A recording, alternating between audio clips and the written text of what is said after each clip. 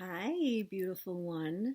Sophia, Radical Pleasurist, and today I'm talking about how I used courageous communication to break a long standing relationship pattern. Quick background: I've had countless relationships with men that were not the most fulfilling. Some were abusive on both sides. I was abusive, they were abusive, emotionally, physically. Some were really toxic, and some were beautiful. And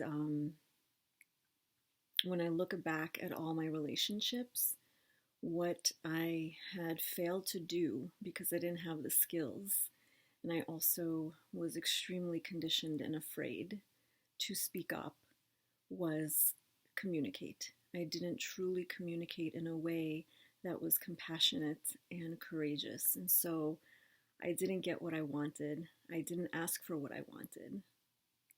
Back in 2017, I hired a dating and intimacy coach for myself, even though I was an intimacy coach. It completely changed the game. And at the exact same time that I had hired my coach, Gabrielle, I had met a beautiful man. And a lot was going on there. I'm not going to give all the background. I noticed some very powerful addictions in my thoughts when I met this man, and I promised myself that I was going to do it differently. I was going to do it very differently, and I didn't know what that would mean because I had just hired my coach. And what she helped me do, two things, two pillars. One is she helped me to feel my body, which tapped me into my intuition and helped me to unprogram what I had learned about relationships, what I had learned about men and how they operate, and what I had learned about being feminine, being in my own feminine. So that was number one. And at the same time, she gave me actual words and scripts to use with men. And even though I am impeccable with my words, what she was helping me with, I could not have done on my own. I would literally call her up and say, or text her or email her and say, I have no idea how to talk to this man. And she would give me the words. It was magical, and that's exactly what I do for my clients. It's my favorite thing to do. So I met this man, I'm going to call him Z, to protect his identity. And from the first moment that we met, I don't know where it came from or how I mustered the courage to do this, but from the first moment that we met, and I'm talking the first date, uh, I was completely honest with him. I was asking him for things that I had never asked anyone before, and I'm going to get really vulnerable with you. And there's these myths that you shouldn't have sex on the first date. Well, that's actually doesn't really matter as long as you're really clear about your intentions. So on the first date with Z, we had intercourse, and right as we were having intercourse, I stopped him and I said, I need to feel connected to you. So I want you to look into my eyes. I said this to almost a total stranger, and he fulfilled that need, and he checked in with me many times, and we had a very beautiful experience and subsequently a very beautiful relationship, unlike I've ever had before. It was a complete pattern breaker. And it was because I was always honest with him, and I allowed him and created a safe space for him to be honest with me. I would tell him exactly what I needed as far as I knew, as far as I can tap in myself. I told him my feelings. I made requests, and I was okay if he said no. And there were times when we had conversations where we would reflect to each other how we were each other's teachers. I feel very emotional thinking about him. He was such a wonderful, amazing gift from God to me and me to him.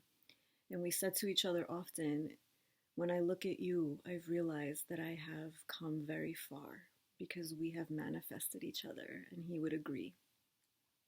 And he also experienced for the first time with a woman, someone who accepted him completely, that no matter what he said to me, I would hear it, and that he also started to express his desires and needs in a way that had never happened before. Another example, sometimes I wondered how shit was coming out of my mouth because I couldn't believe it. And I was very proud of myself, and this is what is possible. And it's not because I am particularly skilled at this, it's because I had courage, and I said, I need to do it differently because I don't want to check out anymore, and I don't want to be a pleaser anymore. It was maybe our third date, and there was a bunch of time in between because stuff happened, but not important. We were on our third date, and he had asked me, we were in a restaurant, he said, do you want me to pay or do you want to pay? And I look up at him, he was a tall guy. I said, I want you to pay.